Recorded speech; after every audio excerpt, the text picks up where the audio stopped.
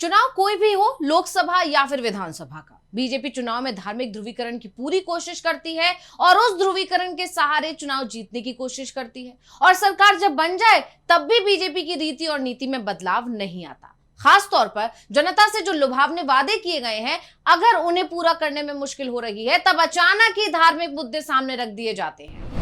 और अब आप देखिए, हाल ही में पश्चिम बंगाल में विधानसभा चुनाव हुए और इन चुनावों में बीजेपी की तरफ से जबरदस्त तरीके से धार्मिक ध्रुवीकरण की कोशिश की गई। शुवेंदु अधिकारी, जो अब बंगाल के सीएम बन गए हैं, उन्होंने तो यहां तक कह दिया था कि अगर बीजेपी चुनाव हार जाएगी तो बंगाल में हिंदू ही खत्म हो जाएगा। सनातन धर्म के बंगाल में खत्म होने की बात तक वो कह रहे थे। और सरकार बनाने के बाद उन्होंने क्या किया?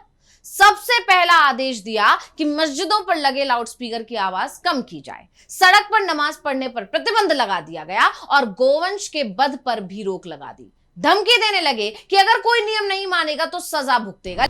लेकिन बंगाल के मुस्लिम समाज ने ऐसा फैसला कर लिया कि अब बीजेपी की सरकार ही मुश्किल में दिखाई दे रही है। उसे समझ में नहीं आ रहा कि उसका दाव उस पर ही कैसे भारी पड़ गया। तो कैसे बीजेपी का दाव उस पर पड़ा भारी, इसी पर आज हम अपनी इस स्पेशल रिपोर्ट में करने जा रहे हैं बात। नमस्कार, मैं हूं अंशिता।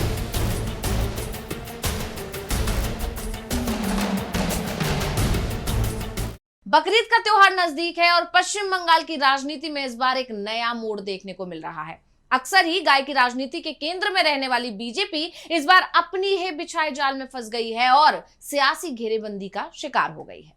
बंगाल के मुस्लिम समाज ने इस बार जो दांव खेला है, उसने बीजेपी के पारंपरिक गाय वाले नैरेटिव को ही उलझा दिया है। और तो और अब हिंदू वोटर ही बीजेपी को कोस रहा है। तो कैसे घिर गई है बीजेपी सरकार? दरअसल बंगाल में शुवेंदु अधिकारी सरकार ने बकरीद पर गाय के वध पर रोक लगा दी थी। जैसे ये फैसला सामने आया, कोलकाता में ये खबरें आने लगी कि बंगाल के भीतरी इलाकों में मुसलमान हिंदू विक्रेताओं से गाय खरीदने से इनकार कर रहे हैं।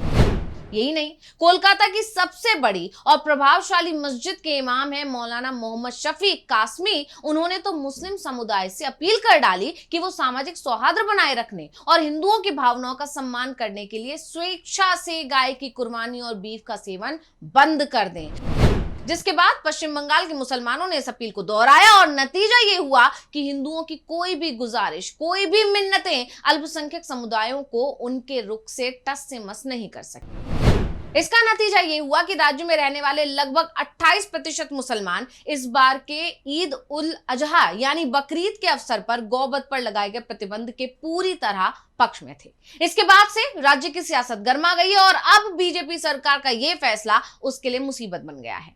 हिंदुत्व की राजनीति करके हिंदुओं को एकजुट करने वाली बीजेपी के खिलाफ अब बंगाल के हिंदू ही खड़े हो गए हैं और अब अल्पसंख्यक समुदाय के इस कदम को बीजेपी के खिलाफ दांव के तौर पर देखा जा रहा है। ऐसा इसलिए कहा जा रहा है क्योंकि मुसलमानों ने एक कदम और आगे बढ़कर घाव पर नमक छिड़कने जैसा काम किया। नखौदा मस्जिद से लेकर अजमेर शरीफ दरगाह तक धर्म गुरुओं ने मांग की कि गाय को राष्ट्रीय पशु का दर्जा दिया जाए और अब मुस्लिम समुदाय को विपक्ष का साथ भी मिल गया।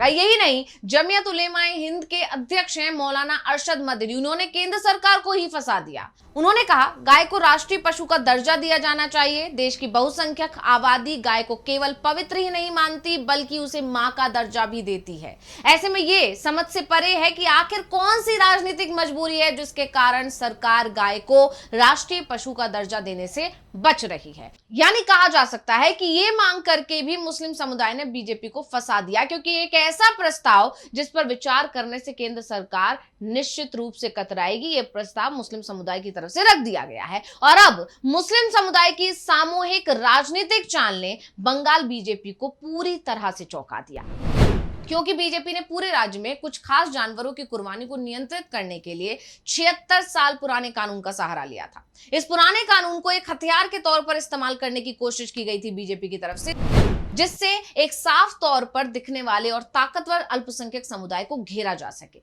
इसके लिए सार्वजनिक और निजी जगहों पर उन जानवरों के वध पर रोक लगाने की कोशिश की गई जो कुर्बानी के लिए उपयुक्त माने जाते हैं। अब ये भी जानते हैं कि क्या है 1950 का वो कानून जिसका सहारा लिया जा रहा था। तो पश्चिम बंगाल पशु वध नियंत्रण अधिनियम में कहा गया है कि किसी भी तय जानवर की कुर्बानी तब तक नहीं की जा सकती जब तक कि उसके पास कोई सरकारी सर्टिफिकेट ना हो जो ये प्रमाणित करता हो कि वो इस प्रक्रिया के लिए उपयुक्त है। यह सर्टिफिकेट, जो आमतौर पर नगर निगम के अधिकारियों और पशु चिकित्सकों द्वारा जारी किया जाता है, यह शर्त रखता है कि वध के लिए लाए गए जानवर की उम्र 14 साल से ज्यादा होनी चाहिए या फिर वो किसी चोट, शारीरिक विकृति या लाइलाज बीमारी के कारण हमेशा के लिए अपाहिज हो चुका हो। यानी जिस कानून का सहारा बीजेपी ले रही थी, अब मुस्लिम समुदाय भी बीजेपी के नैरेटिव के खिलाफ उसी कानून का सहारा ले रहा है। तो बंगाल के कई हिस्सों में मुस्लिम समुदाय के लोगों ने इस बार गाय के बदले अन्य विकल्पों पर जोर देने के साथ साथ स्थानीय प्रशासन के सामने गायों की सुरक्षा और पशु चिकित्सा को लेकर भी सवाल खड़े कर दिए। अब मुस्लिम समुदाय की ओर से स्पष्ट संदेश दिया गया है कि वो किसी भी तरह के विवाद से बचना चाहते हैं और पूरी तरह से राज्य के पशु कानून का पालन करेंगे, जिससे राज्य की हिंदू आबादी अब परेशान हो गई है। ऐसे में अब सबसे बड़ा सवाल ये उठता है कि आखिर बीजेपी सरकार का ये फैसला अल्पसंख्यकों के लिए नहीं, उल्टा हिंदुओं के लिए घातक क्यों सिद्ध हो गया है? ऐसा इसलिए क्योंकि बंगाल में हिंदू ही गाय बेचते हैं। रिपोर्टों से पता चलता है कि ग्रामीण बंगाल के कुछ खास हिंदू समुदाय आमतौर पर मवेशी खरीदने में 25,000 से 30,000 रुपए तक का निवेश करते हैं और फिर उन्हें 80,000 से 1 लाख रुपए के बीच की किसी भी कीमत पर बेच देते हैं। वो मवेशियों के लिए चारा खरीदते हैं, उन्हें घर में पालते हैं और भी कई तरह के खर्चे करते हैं। और गायों और बैलों की सबसे अच्छी नस्लें तब होती हैं जब उनकी उम्र मात्र 3 से 5 साल के बीच होती है। लेकिन जो 1950 का कानून है वो तो बिल्कुल इसके उलट है। मवेशियों के बाजार में उन्हें इसी उम्र में सबसे अच्छी कीमत मिलती है। और अब जो बंगाल में चल रहा है उसको देखकर इन समुदायों को यह डर सता रहा है कि 1950 के कानून का हवाला देकर निजी तौर पर गायों के वध पर रोक लगाने का अधिकारी सरकार का यह फैसला और साथ ही ईद उल अजहा के लिए मवेशी ना खरीदने का मुसलमानों का फैसला उनके लिए आर्थिक तबाही का सबब बन सकता है। यानी हिंदू समुदाय के लिए अधिकारी सरकार का यह फैसला बड़ी मुसीबत लेकर आ गया है, क्योंकि जब मुस्लिम समुदाय खुद ही कानून व्यवस्था की बात करता है तो गाय की राजनीति करने वाले दलों के पास विरोध करने का मौका कम हो जाएगा, जिसे देखकर राजनीतिक जानकारों का मानना है कि इससे बीजेपी को उस आक्रामक स्टैंड को लेने में दिक्कत हो रही है जो वो आमतौर पर चुनावों के करीब करती है। और इसीलिए कहा जा रहा है कि बीजेपी सरकार का यह फैसला उसके लिए ही गले की फांस बन गया है। तो स्पेशल रिपोर्ट आपको कैसी लगी, हमें कमेंट करके अपनी राय जरूर दीजिएगा। इसी के साथ मुझे दीजिए इजाजत। देखते रहिए डीवी लाइव। नमस्कार।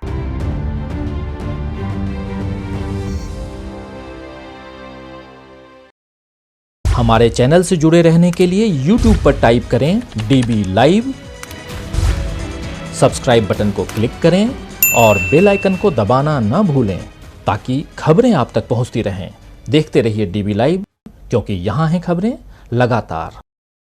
हमारे चैनल से जुड़े रहने के लिए YouTube पर टाइप करें DB लाइव, सब्सक्राइब बटन को क्लिक करें और बेल आइकन को दबाना न भूलें ताकि खबरें आप तक पहुंचती रहें। देखते रहिए DB लाइव, क्योंकि यहाँ हैं खबरें लगातार।